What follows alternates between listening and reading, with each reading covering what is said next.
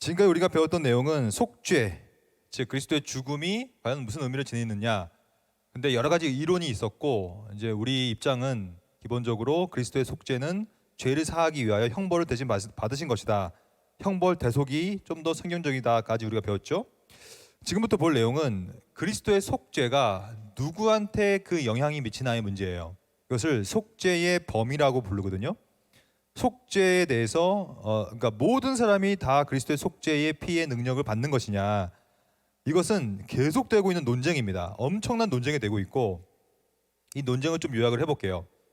일단 전문적인 용어가 하나 있는데요, 만인 구원설이라는 게 있어요. 무슨 말이냐면 그리스도가 모든 사람을 위하여 죽으셨다는 뜻이에요. 그러니까 그렇게 돼버리면 모든 사람이 다 죄를 사하게 되어지겠죠. 사함받게 되겠죠. 그래서 이것을 무제한 속죄라고 부릅니다. 모든 사람들이 다 구원받는다, 무제한적으로 받는다라는 것이고요. 또 일각에서는 그게 아니다, 그리스도의 속죄는 제한적으로 미친다, 이것을 제한 속죄라고 불러요. 이것을 개별주의라고도 부릅니다. 그러니까 모든 사람이 구원받는 것이 아니라 일부가 받는다, 제한적으로 받는다는 뜻인데요. 근데 이 논쟁의 방식이 다 성경으로 합니다. 즉 무제한 속죄를 외치는 사람들이나 제한 속죄를 외치는 사람들이나 전부 다 성경 가지고 하고 있거든요. 그러니까 성경을 어떻게 해석하느냐가 핵심이에요. 그러면 지금부터는 제가 이 무제한 속죄에 대해서 성경적 용의를 좀 말씀드려 볼게요. 그 다음에 제한 속죄를 보겠습니다. 일단 첫 번째, 이 요한복음 1장 29절, 이 무제한 속죄를 말하는 사람들이 제일 좋아하는 구절인데요. 이튿날 요한이 예수께서 자기에게 나오심을 보고 이르되, 보라, 그리스도는 어떠한 죄를 지고 가냐면 세상 죄를 지고 간다. 그러니까 세상 죄를 지고 가기 때문에 모든 세상이 다 구원받는다는 뜻이에요. 그렇게 해석하고 있는 것이죠. 이것이 옳은지 안 그른지에 대해서 여러분 스스로 판단을 계속 해보십시오. 세상 죄를 지고 가는 하나님의 어린 양이기 때문에 이 세상은 말 그대로 이 세상을 말한다. 이 보십시오. 모든 세상과 모든 인류, 모든 세상 사람들이 전부 다 구원을 받는 이유는 그리스도께서 세상의 죄를 지었기 때문이다라고 하는 거예요. 그 대표적인 또 본문이 요한 1서 2장 2절인데요. 그는 우리 죄를 위한 화목 제물이니 우리만 위할 뿐 아니요 온 세상의 죄를 위하심이라 라는 말이 나와요. 그러니까 그리스도의 속죄는 우리뿐만 아니라 온 세상의 죄를 다 위하기 때문에 모든 사람이 구원받는다라고 해버리는 것이죠. 이것이 옳은지를 한번 생각해 보십시오. 계속해서 세 번째 증거, 또 이 구절에서는 이렇게 말하고 있어요. 모든 사람에게 구원을 주시는 하나님의 은혜라는 말이 나와요. 그러니까 하나님께서는 일부만 구원하는 것이 아니라 모두 다에게 구원을 준다 라고 또 해석하기 시작하는 것이죠. 고린도전서 15장 22절도 마찬가지예요. 아담 안에서 모든 사람이 죽은 것 같이 모든 사람이 삶을 얻느니라 라고 얘기하고 있어요. 근데 무제한 속죄를 주장하는 사람들이 이 구절을 사용하면서 조금 이 구절을 수정시켰어요. 그게 문제인 거죠. 원래 고린도전서 15장 22절은 이게 맞아요. 그 다음 구절이 이게 맞는 것인데, 그리스도 안에서 모든 사람이 죽은 것 같이 그리스도 안에서라는 말이 들어가야 되거든요, 원래는. 근데 무제한 속죄자들은 이걸 빼버리고 해석하죠. 그러니까 원래는 모든 사람이 삶을 얻는다는 건 맞는데 그 모든 사람이 제한적인 것이죠. 그리스도 안에 있는 모든 사람을 말한다는 것이죠. 그러므로 성경은 언제나 모든 사람이라는 얘기를 쓸 때는 그리스도 안이라고 하면서 제한시킨다는 개념이 여기 들어가 있는 것인데, 그러므로 뭐 그것이 어떻게 되었든 우리가 좀 이따 볼 거지만 과연 이 모든 성경 구절들이 진짜로 무제한 속죄를 말하고 있는 것이냐, 즉 그리스도가 죽으신 이유를 모든 사람을 위해서 죽은 것이냐라고 우리가 해석해야 되는 것이 옳은가로 질문을 내려볼 수 있겠지요. 그렇다면 바로 이 지구상에 있는 모든 사람들, 인종 상관없이, 즉 예수를 믿으나 믿지 않으나 말 그대로 모든 사람이 구원을 받는다는 것은 저는 개인적으로 대단히 큰 문제가 벌어진다고 생각하거든요. 직접적으로 가장 큰 문제는 뭐냐면, 이렇게 돼버리면요 지옥이 필요 없습니다.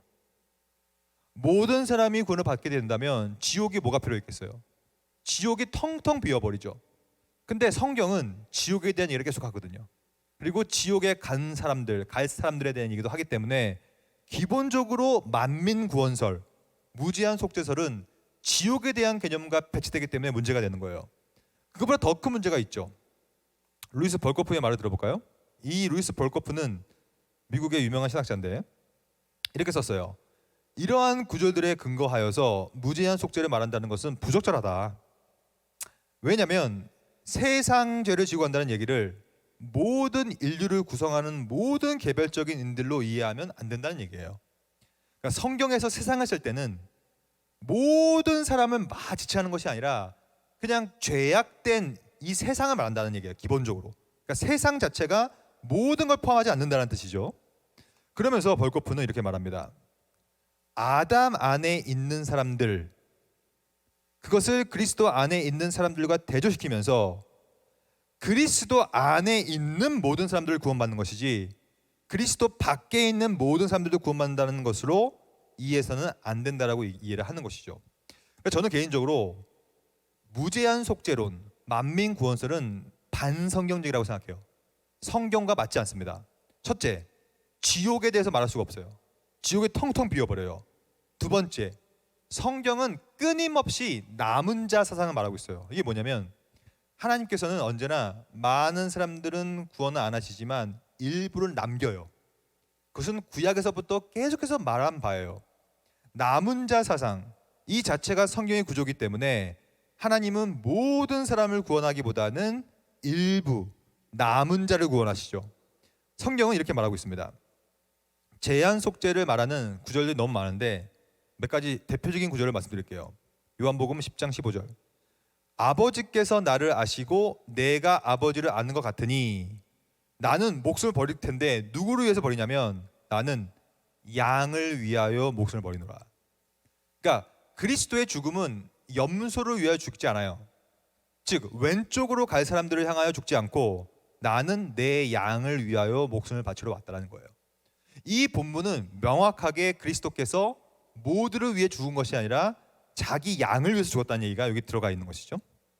그럼 이 말을 또 다르게 어떻게 해석할 수 있냐면 마태복음에 보면 아들을 낳으리니 이름을 예수라 하라 라고 하면서 이거는 천사가 마리아한테 나타나가지고 하는 말인데 그러면 그 예수는 누구냐?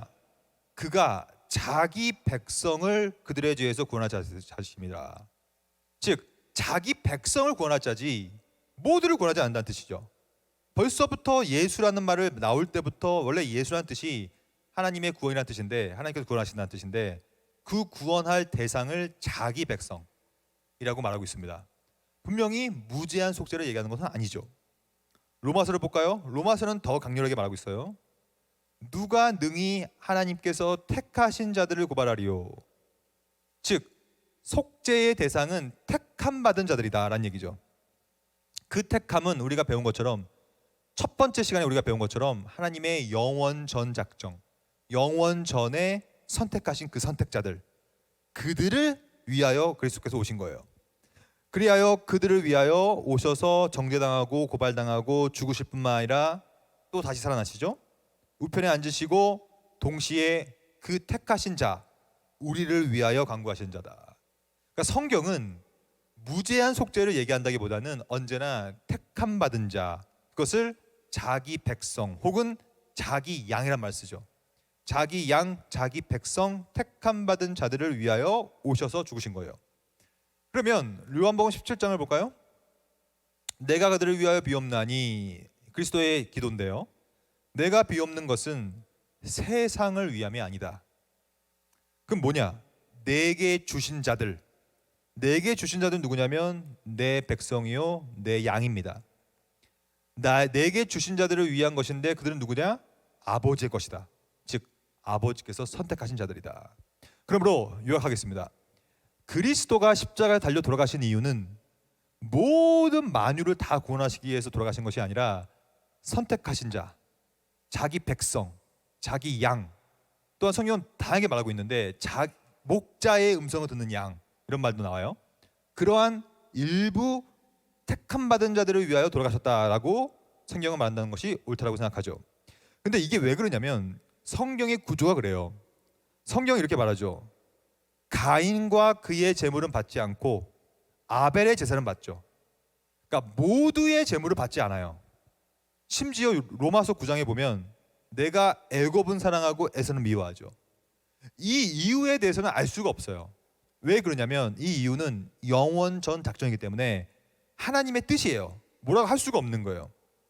그런즉 나와 있잖아요. 로마서 9장 13절. 그런즉 우리가 무슨 말을 하리요? 하나님께 불의가 있느냐? 하나님은 불의하지 않다. 왜냐? 하나님은 그냥 자기 뜻대로 긍휼히 여길 자는 긍휼히 여기고 불쌍히 여길 자는 불쌍히 여기는 거예요. 그렇지 않으면 안 하시는 것이죠. 그리하여 히브리서에 보면 너 버림바가 되어 회개할 기회를 얻지 못한다는 말도 나오면서 로마서 9장의 대표적인 표현인데요. 들어보셨을 거예요. 토기장의 비유. 생각해 보십시오. 여러분들이 토기장이에요. 그릇을 만들어요.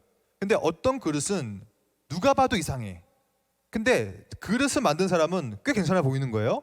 그 별로 안 좋아 보이는 그릇을 가장 높은 찻장에 올려놓는 것은 누구 마음입니까? 그릇을 만든 사람 마음이에요. 근데 누가 봐도 너무 잘 만든 거예요.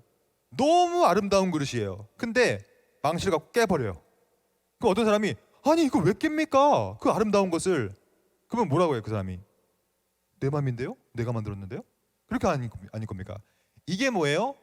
토기장이 그릇을 만드는 자의 절대적 주권이다. 이 모든 내용 결국에는 하나님의 절대 주권을 풀어야 돼요. 왜 하나님은 에서는 미워하고 야곱은 사랑합니까? 왜 누구는 선택하고 누구는 안 합니까? 왜 누구는 제한 속죄하고 누구는 안 합니까? 라고 하는 것은 사실 우리가 뭐라고 할 수가 없어요. 로마서 9장에 보면 그런즉 우리가 무슨 말을 하리요? 하나님께 불의가 있느냐? 없다는 거예요. 그것이 옳기 때문에 하는 것이고 이것을 뭐라고 하냐면 하나님에 대한 묵상, 즉 하나님의 본성에 대한 묵상이라고 불러요. 하나님은 그렇게 하시는 게 옳기 때문에 그렇게 하신다는 믿음이에요. 우리가 뭐라고 할 수 없는 것이죠. 우리가 할 수가 없어요 전혀. 그래서 여기 보면 로마서 9장 20절 이 사람아 네가 누구길래 감히 하나님께 반문하느냐? 지음을 받은 물건이 지은 자에게 어찌 나를 이같이 만들었느냐 말하겠느냐? 토기장이가 진흙 한 덩어리로 하나는 귀 있을 그릇을 하나는 천 있을 그릇을 만들 권한이 없느냐? 그러니까 이 절대 주권이 있다는 얘기죠. 만일 하나님이 그의 진노를 보이시고 그의 능력을 알고자 하여 모든 것을 관용하시고 영광받기를 하여서 풍성함을 알게 하셨다 할지라도 여러분과 제가 무슨 말을 할 것입니까? 이 그릇은 우리니 이것은 하나님께서 다 만드신 바다라고 얘기하면서 이 모든 제한 속죄에 대한 논의는 결국에는 왜 그렇습니까가 아니라 하나님이 이렇게 하셨으면 그게 옳습니다라고 고백할 수밖에 없는 거예요. 이것을 신앙 고백적 논의라고 하죠. 이러한 모든 논의는 우리의 신앙의 고백이에요. 하나님께서 만드셨으니 하나님께서 하셔도 그것이 옳은 것이다 라고 하는 것이죠. 그러면 왜 하나님은 또한 그리스도는 택함 받은 자들을 위해서만 죽었는가? 그거에 대한 여러 가지 논의가 있는데요. 대표적으로 이런 논의가 있어요. 하나님께서 모든 사람들을 구원할 능력이 없기 때문에 그렇게 한 게 아니에요. 그분은 모든 인류를 다 구원할 수 있는 능력이 있었어요. 즉, 이 말은 여기서 나와 있어요. 모두에게 충분한. 이건 전문적인 표현인데요. 많은 신학자들이 이 말을 썼습니다. 그리스도의 속죄는 그 능력은 모두를 구원할 만큼 충분해요.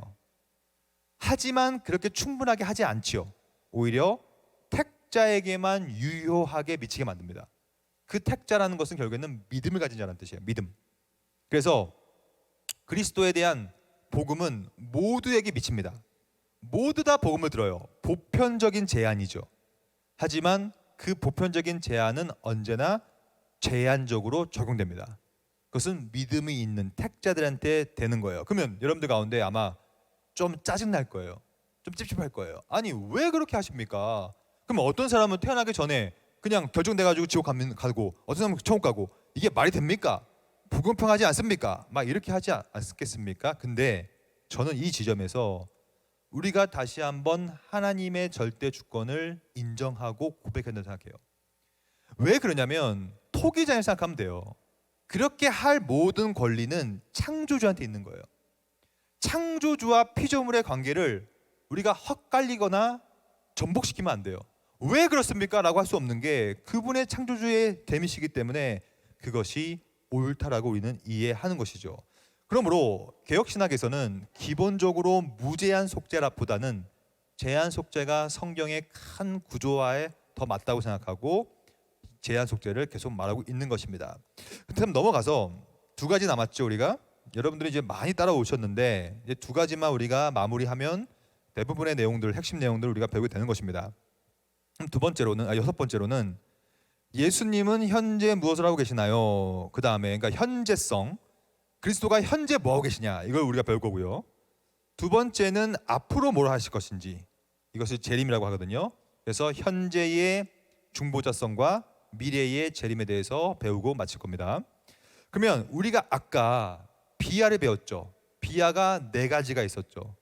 여러분 복습해 봅시다. 원래 복습이 제일 중요한데 아마 여러분들은 대부분 까먹었을 거라고 저는 믿습니다. 여러분들은 망각의 동물이기 때문에. 하지만 복습하겠습니다. 사중비아. 첫째, 성육신. 두 번째, 고난. 세 번째, 죽으심. 네 번째, 장사되심. 이게 네 가지 비아라고, 사중비아라고 배웠죠. 여러분들은 굉장히 많이 기억하고 계시네요. 좋습니다. 그러면 이 사중비아에서 끝나면 우리는 예수를 믿으면 안 됩니다. 즉 죽고 무덤에 들어간 예수를 믿을 필요가 없잖아요. 그러니까 우리가 믿는 예수님은 사중비아의 예수님이 아닌 거예요. 우리가 믿는 예수님은 사중비아 이후에 사중으로 승귀하신 예수를 믿는 거예요. 그것이 바로 높아지신 예수를 믿는다는 뜻이거든요. 승귀도 마찬가지입니다. 승귀는 좀 어려운 한자어인데 exaltation이라고 하는 올라가심, 높아지심이라는 뜻이에요. 그리스도의 사중승귀, 첫째는 부활이에요. 이것도 외워두세요. 첫째는 부활이고, 즉 무덤에서 다시 살아나시는 일을 통하여서 올라가시는 거예요. 높아지시는 것이죠. 부활하신 이후에 하늘로 올라가세요. 승천이라고 합니다. 승천하시고 그 다음에 현재 보호자 우편에 앉아 계세요. 현재. 그리고 앞으로 오실 거다. 재림하신다. 그러므로 총 8중 사역 중에 7개는 성취되었고 하나가 남아있어요. 재림이 남아있죠. 그러니까 이 재림이 성취되면 8가지의 모든 일들이 다 성취됩니다. 그러면 오늘은 이 시간부터 이제 부활을 좀 배우겠습니다. 부활에 대해서 너무나 다양한 관점이 있어요. 옛날 관점부터 볼게요. 거짓말 이론이라는 게 있습니다. 이건 뭐냐면 제자들이 그리스도의 시체를 훔쳐갖고 다 도망갔다. 그러니까 예수님이 진짜 부활한 게 아니라 제자들이 몰래 무덤에 들어가서 예수님의 시체를 도둑질해가지고 도망갔다는 뜻이에요. 실제로 마가복음에 보면 이런 말이 나오거든요. 마태복음에 보면 27절 맨 밑에 볼까요? 제자들이 와서 시체를 도둑질하여 가고 백성에게 말하되 그가 죽은 자 가운데서 살아나셨다 하면 후에 소금이 전보다 더 클까 하나이다라고 하면서 그 당시 무덤을 지켰던 군인들이 다 우려했어요. 이거 제자들이 와가지고 이거 시체 훔쳐가는 거 아니야? 훔쳐가면 이거 그리스도가 부활했다고 다들 믿어버리는 거 아니야? 이런 거짓말 이론이 심지어 4세기까지 지속되었어요. 그러니까 그 당시에는 로마 백성들이, 로마 황제가 예수의 부활은 거짓말이야, 그 제자들이 다 훔쳐간 거야, 이렇게 거짓말 이론이 팽배했다는 것이죠. 그러므로 계속해서 이 거짓말 이론과 기독교인들은, 초대교회 사람들은 싸워갔죠. 그것이 아닙니다라고 하면서. 두 번째 이론은 기절 이론이라는 게 있어요. 기절. 이 기절 이론은 뭐냐면 예수가 진짜 죽은 게 아니다. 하도 채찍질에 맞아가지고, 하도 십자가에서 질식당해가지고 목숨이 끊어지지는 않았지만 죽은 것처럼 기절한 것이다. 그러니까 기절해가지고 무덤에 넣었더니 그냥 무덤에 있다가 정신 차리고 나간 것이다. 즉 죽었다 부활한 것이 아니다라는 입장이에요. 이것을 합리주의적 입장이라고 하는데 말도 안 되죠. 왜냐하면 성경은 전혀 다른 말을 하고 있으니까. 성경은 기절했다는 말이 없거든요. 오히려 예수의 영혼이 떠나가시니라, 그의 시체를 무덤에 넣었다는 말이 나오기 때문에 죽었다는 것과 부활했다는 것은 승론적 사실인데, 합리주의자들, 18세기 이후의 합리주의자들이 이런 말을 썼어요. 또 19세기 이후로는 환상 이론을 만들어냈습니다. 이건 뭐냐면 이런 거예요. 여러분들이 사막에 가서 길을 잃어버려요. 그러면 가끔씩 오아시스가 환상으로 보인다고 하잖아요. 물 먹고 싶으니까. 그러니까 간절히 원하면 보이는 거군요. 환상으로. 그렇게 생각하는 거예요. 제자들이 워낙에 예수의 부활을 간절히 고대했기 때문에 예수가 실제로 부활 안 했음에도 불구하고 예수의 부활을 환상으로 봤다는 얘기예요. 그러니까 이것은 실제의 부활이 아니라고 하면서 부활을 반대하고 있죠. 잘 보십시오. 여기까지 보면요, 왜 이렇게 부활을 반대하고 있는가를 봐야 돼요. 초대교회부터 시작하여 현재까지 많은 사람들은 예수님의 부활이 가짜였다, 거짓말이다, 기절한 것이다, 환상이다. 왜 이렇게 하는 줄 아십니까? 그 이유는 기독교라는 종교는 부활에 근거하기 때문에 그래요. 그리스도가 비하하고 죽었으면요, 기독교는 생겨날 수가 없습니다. 그가 부활했기 때문에 우리의 믿음의 근거는 부활하신 주 예수 그리스도지 죽어서 끝난 주 예수가 아니거든요. 그러므로 많은 사람들은 부활만 공격하면 기독교는 무너진다는 생각한 거예요. 무너진다. 그러므로 자꾸 이상한 이론을 만들어내는 것입니다. 요즘에는요, 부활을 어떻게 보냐면 신화 이론이라는 게 있습니다. 부활을 역사적 사실이 아니라 그냥 이야기에 가깝다, 종교적 설화에 가깝다라고 얘기하면서 부활을 신화로 가버려요. 신화. 그냥 저기 고대 근동에 가면 많은 신화가 있는데 그 중에 하나야 정도로 부활의 권위를 낮추는 거예요. 일부러 낮추는 것이고, 저는 이것을 사탄의 공격으로 봅니다. 부활을 공격하면 다 사탄의 공격이에요. 영적 이론이라는 것도 있어요. 이것은 어떤 이론이냐면 여호와의 증인이라는 이단이 있습니다. 여호와의 증인은 기본적으로 영적 이론을 취하죠. 그리스도께서 육적으로 부활한 것이 아니라 영적으로 부활한 것이다. 하지만 기독교는 단 한 번도 우리 몸을 강과시킨 적이 없습니다. 기독교는 언제나 몸의 부활을 강조하기 때문에 몸과 영혼의 균형, 이것을 강조하죠. 근데 여호와의 증인은 너무 지나치게 육을 강조하지 않고 영을 강조하기 때문에 이것을 현대판 영주주의라는 말을 쓰는 거예요. 그러므로 영적 이론도 잘못된 거예요. 그러면 우리가 지금까지 잘못된 이론을 쫙 봤죠. 다 잘못된 거예요. 그러면 옳은 건 뭐냐? 제가 옳은 걸 말씀드릴게요. 바로 따라해 봅시다. 예수 그리스도는 실제로 역사적으로 육체적으로 부활하셨다. 이게 여러분들 신앙 고백이 되어야 됩니다. 그러면 네 번째 신앙의 고백이 나왔죠? 네 번째는 이거예요. 그리스도는 실제로, 이 실제로라는 말은 뭐냐면 가연설을 부정하는 것이고, 그렇죠? 거짓말 이론, 기절 이론을 거부하는 거예요. 실제로 됐다는 얘기고, 그것은 곧 역사적으로 됐다. 역사적으로 됐다는 말은 뭘 거부하는 거냐면 신화 이론을 거부하는 거예요. 그냥 신화 이야기가 아니라 진짜로 있었다. 세 번째, 육체적으로 부활했다는 뜻은 영적 부활을 거부하는 것이죠. 영적인 부활이 아니라 육체적으로 부활하셨다. 그러면서 이 성경에 나오잖아요. 장사 지낸 바 되셨다가 성경대로 사흘 만에 다시 살아나사라는 말이 나오죠. 그럼 여기서 실제로 역사적으로 부활했다는 사실은 우리가 알겠는데, 이 육체적으로 부활했다는 뜻이 뭘까를 우리가 좀 볼 필요가 있습니다. 왜냐하면 육체적인 부활이 뭘까에 대해서 잘 사람들이 이해를 못하니까 이걸 좀 설명드려 볼게요. 그리스도는 육체로 부활했다는 얘기는 한마디로 말하면 부활체를 입었다는 뜻이에요. 부활체.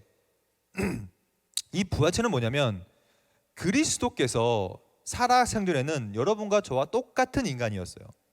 그러니까 아까 우리가 봤죠. 배도 고프고 피곤하고 줄이고 이런 분이었거든요. 그러니까 똑같은 몸이 있고 눈, 코, 입이 다 있고 손과 발이 다 있었던 분인데 부활하고 나서는 뭔가 달라졌어요. 자 보십시오. 요한복음 20장 20절에 보면 이 부활하고 나서도 뭐가 있었냐면 손과 옆구리가 있었어요. 그러니까 예수님의 부활체에는 전혀 다른 몸이 된 게 아니라 기존의 몸은 여전히 갖고 있었던 거예요. 손도 있고 옆구리도 있었어요. 심지어 예수님은 부활 이후에 음식을 받아서 그 앞에서 잡수셨어요. 잡수셨다는 얘기는 입이 있었고 아마 혀도 있었을 것이고 이빨도 있었겠죠. 그러니까 잡수셨겠죠. 그러니까 예수님의 부활은 영적으로 부활한 게 아니라 육적으로 예전 몸을 갖고 부활하셨는데, 근데 여기서 중요한 것은 근데 또 예전과는 또 다른 몸이에요. 왜냐하면 요한복음 20장 14절에 보면 사람들이 예수님의 부활체를 보고 예수인 줄을 알지 못하더라 라는 말이 나와요. 그러니까 근데 동시에 어떤 사람들은 예수로 또 알아봤거든요. 이건 무슨 말이냐? 이것을 뭐라 부르냐면 연속과 불연속이라는 말을 써요. 즉 여러분도 똑같아요. 주님께서 다시 오실 때, 재림할 때 여러분들도 몸이 부활합니다. 우리 모두 다 몸을 부활시켜요. 그게 성경의 가르침이에요. 근데 우리도 현재의 몸이 완전히 바뀌어지는 게 아니에요. 어느 정도 우리 몸을 가져갑니다. 하지만 부활하여서 어떻게 되냐면 여기 나와 있죠. 영화돼 버려요. 영화라는 것은 뭐냐면 더 이상 죄를 지을 가능성조차도 없는 상태, 완벽한 상태로 부활체를 갖고 다시 태어나는 거예요. 그러므로 아마 서로 아는 사람들이었다면 부활하고 나서 서로 알아볼 수 있겠죠. 왜냐하면 어느 정도 모습이 있으니까, 마치 부활하신 예수님을 알아본 것처럼. 하지만 부활하신 이후의 예수님의 모습은 분명히 또 달랐거든요. 그러니까 어떠한 연속적인 것도 있고 연속적이지 않은 것도 있다라고 우리는 이해할 필요가 있고요. 그것이 그리스도의 부활 상태고, 저와 여러분들도 그렇게 부활합니다. 사도행전에 보면 부활하신 이후에 어떻게 하셨는가? 부활하신 다음에 하늘에 올라가셨습니다. 그러면 하늘에 올라갔다는 뜻이 뭔지를 볼 거고, 두 번째로 전능하신 하나님 우편에 앉아 있다는 뜻이 뭔지를 보겠습니다. 이 두 가지를 보면 그리스도께서 현재 무슨 일을 하고 계신지가 드러나겠죠. 첫째, 하늘에 올라간다는 것은 뭐냐? 하늘에 올라갔다는 뜻은 영광의 상태로 들어갔다는 뜻이에요. 왜냐? 이 땅에 오셔서 죄인들과 함께 거하면서 모든 죄를 다 받아서 십자가에 달려 돌아가셨기 때문에 비아와 비아를 경험했죠. 하지만 부활하신 이후에 다시 올라가심을 통하여 영광의 상태로 올라가신 것이죠. 그리하여 하늘 보좌 우편, 네, 여기 잘 보십시오. 하늘 보좌 우편은 그냥 방향성대로 우편이 아니에요. 만약에 우편이라면, 근데 생각해 보십시오. 저한테 지금 현재 오른편은 이쪽이거든요. 근데 제가 돌면 이쪽이 또 오른쪽이야. 이렇게 되면 또 이쪽이 오른쪽입니다. 근데 예수님은 하늘 보좌 우편에 앉아있다고 해서 오른쪽에 앉아있는 게 아니거든요. 왜냐하면 앵글에 따라 방향이 바뀌니까. 그리고 동시에 그리스도께서 하늘 보좌 우편에 앉아있다는 말을 쓰는데, 여러분 앉아있을 수 있을까요? 예수님은 2000년 전에 올라가셨어요. 그러면 지금 현재 2000년 동안 앉아있다면, 죄송한 얘기지만 예수 그리스도의 엉덩이는 물집이 잡혀있을 겁니다. 2000년 동안 앉아있다고 생각해 보세요. 그게 가능합니까? 그러니까 2000년 동안 앉아있는 건 말이 안 돼요. 그러므로 보좌 우편에 앉아있다는 뜻은 문자적인 이해를 하면 안 된다는 거예요. 보좌 우편에 앉아있다는 뜻은 그럼 뭐냐? 잘 보십시오. 하나님의 우편이라는 장소를 말할 때는 주의를 기울여야 돼요. 왜냐하면 이것은 구체적으로 말할 수가 없기 때문에요. 그렇죠? 그럼 뭐 어떻게 얘기해야 되느냐? 이거는 상징으로 표현하고 있는 것이다. 그러므로 기독교회는 그리스도가 승귀하신 장소를 구체적으로 말하려고 하지 않았다. 그러니까 어디에 계신지 모른다는 얘기예요. 지금 하늘에 계신다는 건 분명하죠. 이 표현이 분명하게 의미하는 것은 그리스도가 하나님 자신이 가지고 계신 것으로 생각할 수 있고, 또 그렇게만 가능한 가장 높은 권세, 위엄, 영광의 자리로 높아지셨다는 뜻이에요. 하늘 보좌 우편에 앉았다는 뜻은 가장 높은 권세의 자리에 있다는 뜻이죠. 그리스도가 받으신 위엄은 하늘과 땅 안에 있는 모든 무릎이 그 앞에 꿇고 모든 입술이 주님을 주님으로 고백하는 그 영광, 그것이 바로 한마디로 압축적으로 요약하자면 영광에 들어가는 것, 그것이 바로 승천과 하늘 보좌 우편에 앉으시라는 뜻이거든요. 그럼 이것을 좀 더 구체적으로 설명드려 보겠습니다. 왜냐하면 이거에 대한 오해가 많으니까. 그럼 이 하늘 보좌 우편, 하나님 보좌 우편에 앉으심의 성경적 증거를 먼저 보고, 그리고 그 중요성과 의미를 살피고, 그 다음에 하늘 보좌 우편에서 무슨 일을 하시는가까지 보겠습니다. 그러면 성경을 볼까요? 성경은 이렇게 말하고 있어요. 예수께서 이르시되 내가 말하였느니라. 그러나 내가 너에게 이르노니 이후에 인자가 권능의 우편에 앉아 있는 것, 이런 말이 나와요. 그러니까 분명한 것은 인자, 사람의 아들 그리스도죠. 그리스도가 권능의 우편에 앉아 있다는 말이 나오면서, 이때 어떤 일이 벌어지는가? 사도행전 2장에 보면 내가 내 원수 사탄이에요. 사탄이 예수님의 발 앞에 무릎 꿇어 발등상, 그러니까 발 받침대가 된다는 뜻이에요. 원수가 그렇게 되게 하기까지 너는 내 우편에 앉아 있으라라고 하셨어요. 그러면 결국에는 성경은 분명히 예수님께서 현재 하늘 보좌 우편에 앉아 계신다는 분명히 말하고 있죠. 근데 이것을 문자적으로 이해하면 안 된다는 것이죠. 상징적으로 이해해야 되는데, 그럼 어떻게 이해해야 되는 건가? 두 가지로 이해하면 됩니다. 첫째는 칼빈의 가르침인데, 결국에는 그리스도께서 승천하시고 나서 모든 만유의 왕으로서 공식적으로 취임했다, 이렇게 이해해야 되는 것이 맞아요. 즉 그리스도가 하늘 보좌 우편에 앉아있다는 뜻은 하늘과 땅의 통치권이 확립된 것이다. 공식적으로 모든 정권이 그리스도한테 돌려지고 권세는 한 번만 아니라 다시 오실 때 재림 때까지 계속적으로 왕으로서 공식적 취임을 한 것이다. 이게 맞는 해석이에요. 상징적인 해석이죠. 그리고 벌코프도 이렇게 얘기합니다. 왕의 오른쪽에 앉는다는 뜻은 뭐냐면 왕상 2장 19절 보여드릴게요. 이게 왕상 2장 19절인데 밧세바가 아도니아를 위하여 말하려고 솔로몬 왕한테 말해요. 그러니까 솔로몬 왕이 일어나서 밧세바를 영접해가지고 어머니 내 오른쪽에 앉으십시오라고 합니다. 이건 뭡니까? 왕의 오른쪽에 앉는다는 뜻은 왕의 권한과 권리와 동등한 수준으로 왕과 비슷한 레벨에 있다는 뜻 아니겠어요? 그만큼 정권을 준다는 뜻 아니겠어요? 똑같은 거예요. 볼코프 이렇게 얘기합니다. 왕상 2장 19절에 의하면 단순히 오른편에 앉는다는 뜻은 영광의 자리뿐만이 아니라 통치권에 참여한다는 것도 뜻하기도 한다. 한국 그 옛날도 봐도 우의정 좌의정이 있었잖아요. 우의정들은 통치, 정권, 치리를 한단 말이죠. 그만큼 우쪽에 앉는다는 뜻은 통치권에 참여한다는 걸 뜻한다는 뜻이에요. 그러면 결론을 말씀드릴게요. 결론적으로 말하면 하나님 보좌 우편에 앉는다는 뜻은 영광과 영화, 권세의 자리에서 통치한다는 뜻이에요. 그렇게 이해해야지 자꾸 진짜로 뭐 보좌 우편에 앉아 있는다. 여러분 앉아서 2000년 동안 있을 수가 없는 거예요. 여러분 잘못된 것입니다. 오히려 성경은 그리스도께서 앉아만 있다고 얘기하지 않아요. 그럼 뭐라고 얘기하는가? 단순히 움직이지 않고 앉아 있을 뿐인가? 아닙니다. 성경은 크게 4가지 정도의 동사를 사용합니다. 첫째는 실제로 앉아심. 두 번째는 로마서에 보면요, 우편에 계심이란 말도 나와요. 계심. 사도행전 7장에 보면 우편에 서 계심이란 말도 나옵니다. 계시록 2장 2절에 보면 우편에서 거니신다는 말 나와요. 그러므로 지나치게 보좌 우편에 앉아 있다는 말을 문자적 이해를 하다 보면 이상하게 돼버리기 때문에 한마디로 요약해 볼게요.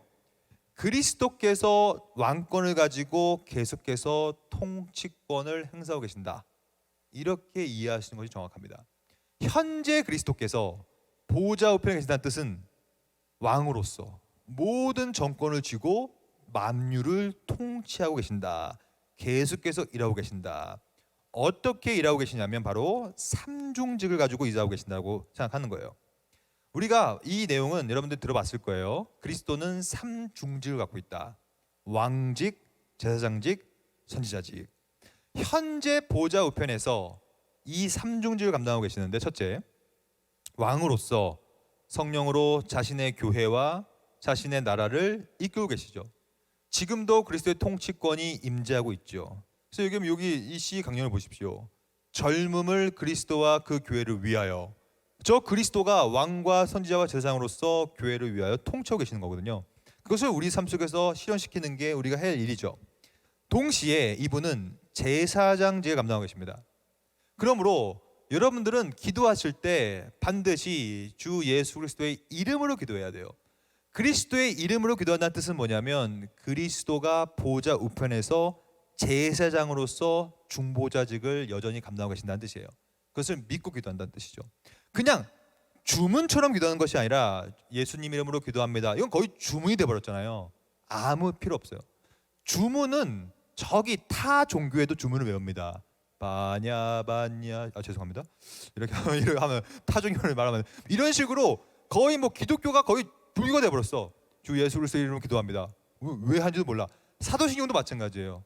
전능하신 선지를 만드신 하나님 아버지, 거의 주문처럼 외워요. 주기도문도 빨리 외워야지 예배 끝나고 나가니까 빨리 외우려고만 하죠. 하나님 계신 우리 아버지 이름을 그렇게 받으시면 아무 이유 없이 내용도 모른 채. 그 주문이죠. 위험한 것입니다.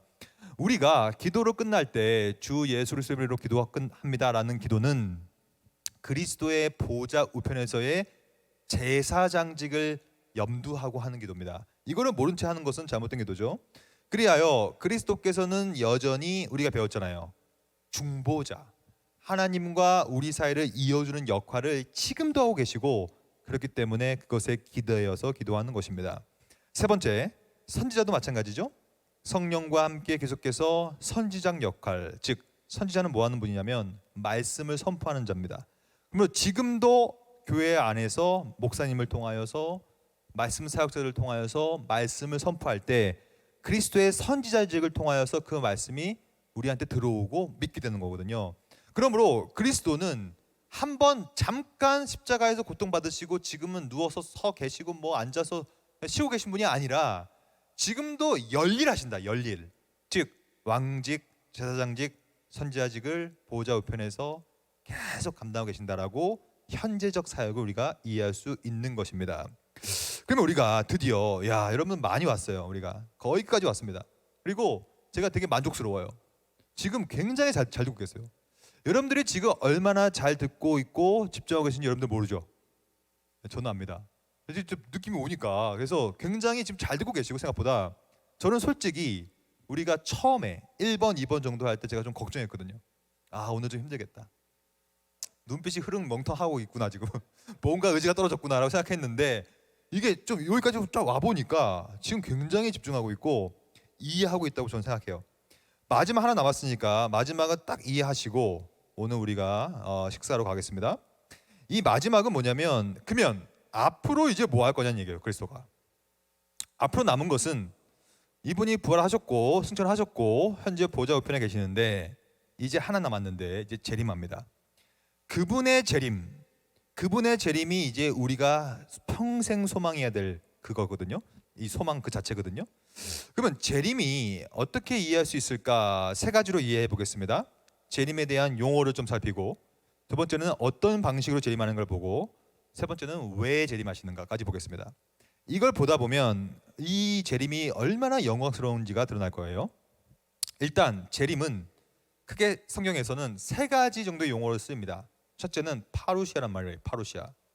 파루시아라는 것은 예수님이 오시기 전에 많은 징조가 보일 거예요. 징조. 그 징조가 많이 나와 있어요. 성경에. 나라와 나라가 대적할 것입니다. 지금 그러고 있죠. 지금이 그래서 말세인 것입니다. 전쟁이 끊임이 없죠. 다 징조예요. 그리고 부모가 자식을 죽이고 자식이 부모를 죽이고 그런 일들이 벌어지고 있죠. 다 징조입니다. 말세예요. 예전에는요, 누가 누구를 죽이면요 대서특필되었습니다. 누가 누구를 죽이면 계속 뉴스에 나왔어요. 제가 어릴 때만 해도. 요즘은요, 누가 누구를 죽여도 뉴스도 안 나와요. 워낙 많이 죽이니까 그러한 안 좋은 징조들이 지금 가득합니다. 지금 정말로 끝이에요. 말세예요, 말세. 파루시아가 지금 오고 있어요. 그때 어떤 일이 벌어지는가? 정말로 말세가 되면요, 징조들이 더 많이 보일 텐데 요한계시록에 보면요, 첫 번째 대접을 쏟고 두 번째 대접을 쏟고 이런 말이 나오는데 그게 다 파루시아로 말하는 것입니다.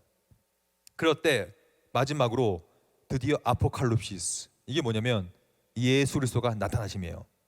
하늘에서 이 보좌 우편에 계셨던 분이 육체의 이 부활체를 입고 하늘에서부터 나타나실 거예요. 어떤 방식으로 나타나시는가? 에피파네이아, 즉 영광스럽고 아주 막 찬란한 현현으로 함께 오실 거란 말이죠. 그러므로 재림은 이 세 가지가 삼위일체적으로 삼박자를 이룰 때 벌어질 것입니다. 파루시아와 아포칼립시스와 에피파네이아가 함께 있을 때 어떻게 오실 거냐면 바로 방식, 단순히 영적으로 오시는 것이 아니라 신체적으로 가시적으로 올 것입니다. 이게 뭐냐면 우리가 배운 내용이에요. 아까 이미 그리스도는 부활체를 가지고 올라가셨어요. 그러므로 그 부활체를 가지고 또 내려오실 거예요. 그러므로 부활체를 갖고 올라가셨으니 사도행전 1장 12절에 보면 이르되 갈릴리 사람들아 어찌하여 서서 하늘을 쳐다보냐, 너희 가운데서 하늘로 올라가신 저 예수는 너희가 본 그대로 다시 올 것이다. 즉 부활체를 가지고 그대로 온다는 얘기예요. 그러므로 저기 요한 어디예요? 그 여호와의 증인이 말하는 것처럼 그 영적인 재림을 말하면 안 됩니다. 그건 잘못된 거예요. 분명히 부활체를 가지고 신체적으로 가시적으로 우리가 보이게끔 오실 것입니다. 그럼 이분이 왜 오시는가? 오시는 이유는 딱 한 가지인데요. 심판으로 오십니다. 심판. 근데 이 심판을 우리가 두려워해서는 안 돼요. 여러분들이 예수를 믿는다면 이 심판이야말로 가장 복된 시간이 될 거예요. 루스 볼코프는 이렇게 얘기합니다. 악인에게는 그리스도의 재림이 굉장히 끔찍한 날이 될 것이다. 왜냐하면 이때 실제로 이제 지옥에 가니까. 근데 예수 안에 있는 자에게는 우리가 아까 배웠죠. 속죄의 범위, 그리스도 안에 있는 모든 자, 택함 받은 모든 자들은 이제 그날이 되면 영원한 영광의 축복을 누리는 복된 날이 될 것이다. 그러면 여러분 선택해야 돼요. 여러분들은 양이 되셔서 오른편으로 가실 것입니까? 아니면 염소가 되셔서 왼편으로 가실 것입니까? 이 문제거든요. 제가 오늘 정확히 말씀드릴게요. 저는 오늘 그리스도를 전하고 있어요. 그리스도가 누구신가? 우리의 중보자시다. 위격적 연합 상태로 계신다. 그리고 그분은 신성과 인성의 연합을 위격적으로 하고 계신다. 이런 얘기를 다 말씀드렸어요. 그분은 부활하실 것이다. 하셨을 것이다. 하셨다. 그리고 재림하실 것이다. 이게 여러분들한테 복된 소식이 되어야 합니다. 여러분들이 지금 이 내용을 다 까먹어도 상관없어요. 뭔 상관입니까? 까먹어도. 여러분들 신학생도 아닌데, 이거 뭐 점수 받는 것도 아닌데 다 까먹어도 상관없어요. 하지만 이걸 까먹으면 안 돼요. 그리스도를 믿어야 한다라는 사실. 그리스도를 믿어야 이 재림의 날에 오른편으로 가서 영광스러운 경험을 하게 될 거예요. 그렇지 않으면 끔찍한 날이 될 것입니다. 성경 말합니다. 그 누가 하나님 앞에 서리요. 하나님 앞에 선다는 얘기는 두렵고 떨리는 거예요. 하지만 예수를 믿는다는 뜻은 뭐냐면 예수라는 중보자가 그 어미로우신 하나님 앞에 나와 하나님 사이에 서 계신다는 뜻이에요. 그래서 하나님께서 우리한테 말할 거예요. 야, 너 왔는데 지금 심판 앞에 왔는데 너 이렇게 이 죄도 졌고 저 죄도 졌고 이 죄도 졌고 저 죄도 졌고 너 몇 월 며칠에 이 죄 졌고 몇 월 며칠에 이 죄 졌잖아. 그리고 너 몇 년 전에도 그 죄도 졌고 이 죄도 졌고 이 죄도 다 졌잖아. 낱낱이 다 고발한단 말이에요. 그럴 때 그때 누가 고발하냐면 사탄이 고발합니다. 사탄이 하나님 봐봐요. 쟤는요 죄인이에요. 내 아들이에요. 쟤는 이런 죄를 졌어요. 저런 죄를 졌어요. 다 고발합니다. 그때 누가 나섭니까? 변호사 되시는 그분이 중재자 되시는, 즉 중보자 되시는 그리스도가 나서는 거예요. 그래서 뭐라고 하시냐면 하나님, 제가 이 사람의 중보자입니다. 이 사람은 저를 믿었습니다. 그래서 제가 이 사람 대신에 모든 피를 다 쏟았습니다. 제 상처 보이시죠? 왜냐하면 부활체를 갖고 있으니까. 요거 십자가 사건 제가 다 이 사람 위해서 한 것입니다. 대신 변호해 줍니다. 변호하기 때문에 그리스도가 중보자 되심을 통하여 심판대에서 우리는 왼편으로 가지 않고 오른편으로 가게 되는 것입니다. 이거는 다른 방법이 없어요. 유일한 중보자 그리스도 외에는 다른 방법이 없기 때문에 그 누가 심판대 앞에 서리요? 우리 모두 다 서요. 자 보십시오. 어떤 사람들이 이렇게 생각해요. 그래도 예수를 믿으면 심판대 앞에는 안 서지 않습니까? 아닙니다.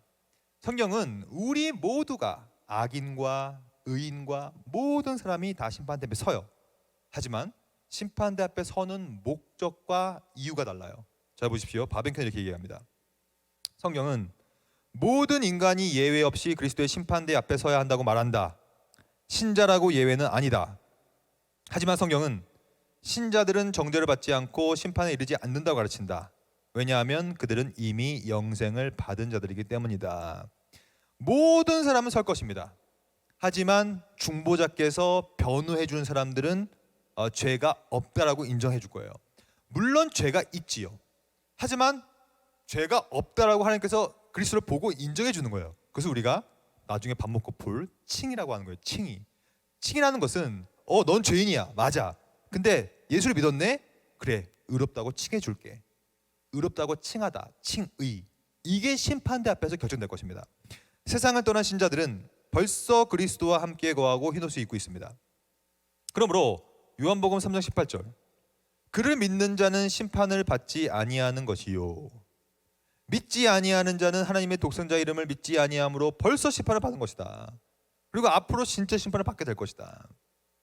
요한복음 5장 24절 내가 진실로 진실로 너희에게 이르노니. 저 보십시오. 예수님의 가르침 가운데서 그 무엇보다 더 집중할 성경 구절은 바로 진실로 진실로라는 말을 쓸 때예요. 그만큼 중요하다는 얘기예요. 진실로 진실로 너희에게 이르는 거예요. 그리스도께서 우리한테 내 말을 들어라. 제가 오늘 그리스도를 선포하고 있습니다.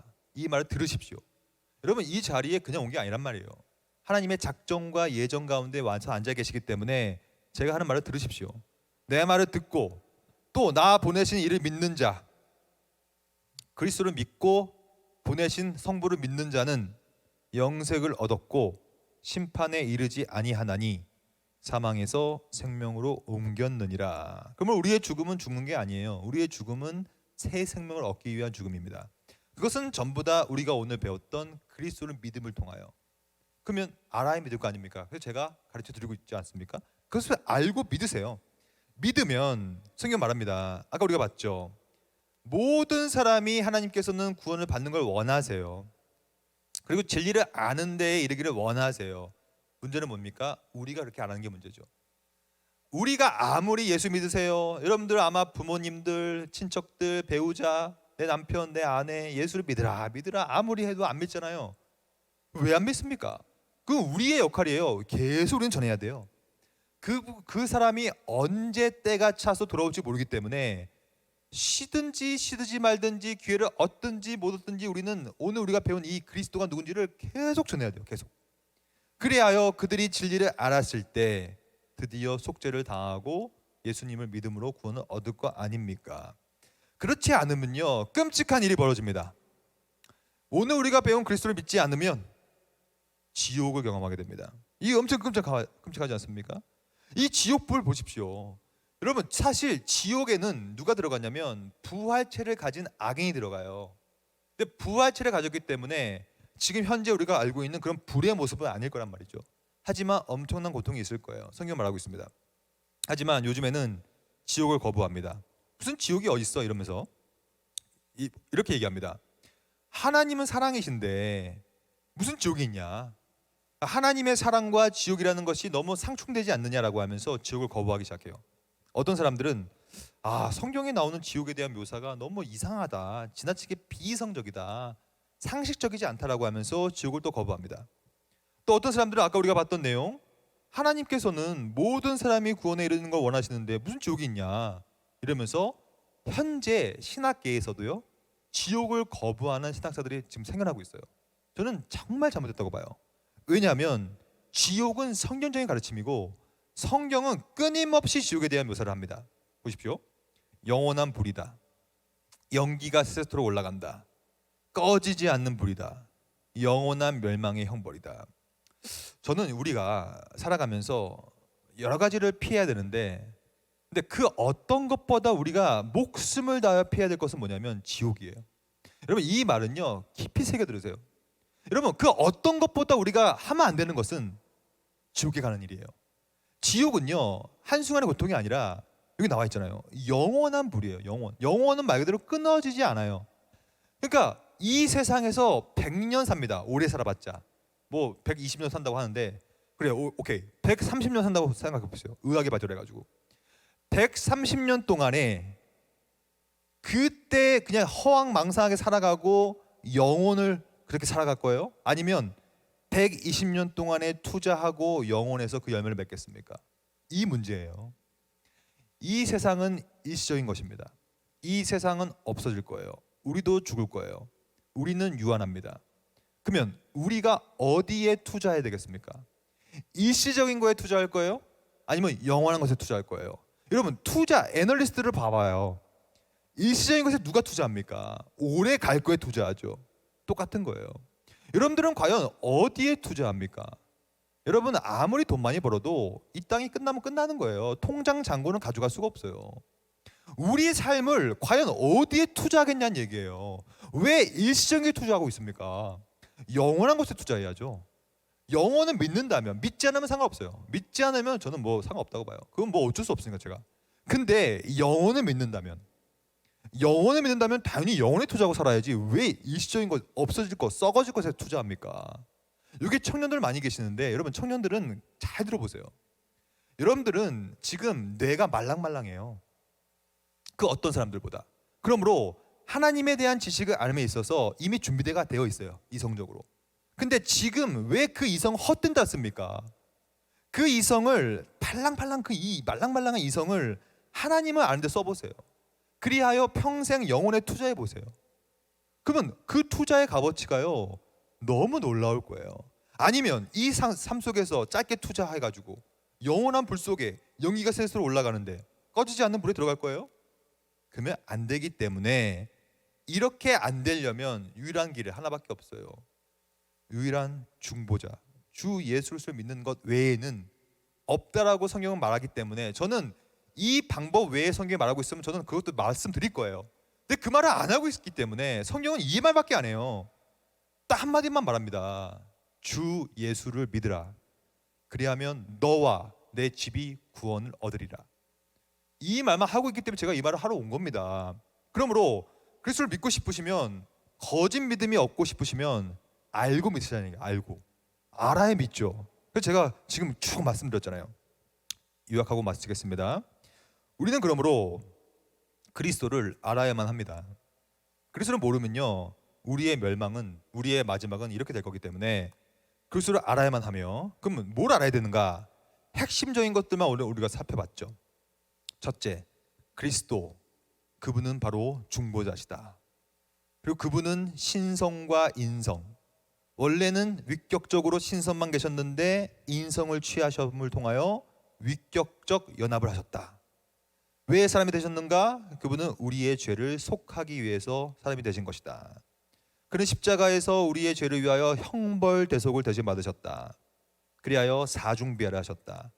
하지만 사중비로 끝나는 것이 아니라 사중 승귀를 통하여서 부활과 승천과 보좌 우편에 앉으심과 이제 앞으로 재림을 하실 것이다.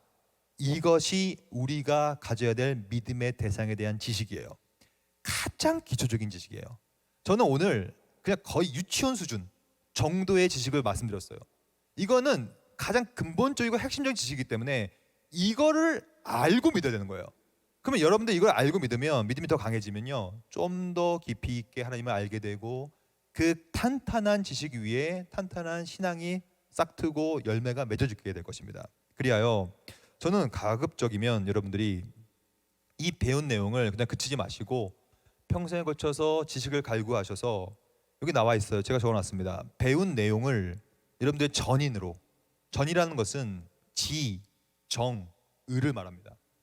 지식으로 새롭게 하시고, 그리고 하나님을 알고 하나님을 사랑하시는 감정을 품으시고, 그리하여 하나님을 위하여 뭔가를 할 수 있을까를 고민하시는 전인으로 살아내시는 저와 여러분 되기를 소망합니다.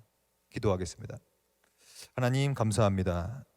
오늘 이 귀한 시간에 우리가 반드시 알아야 되는 예수를 믿는다는 것이 무엇인지에 대해서, 믿음의 대상이 누구인지에 대해서 아는 그런 귀한 시간을 가졌습니다. 어려운 내용도 있었고 잘 이해가 안 되는 내용도 있었다고 생각합니다.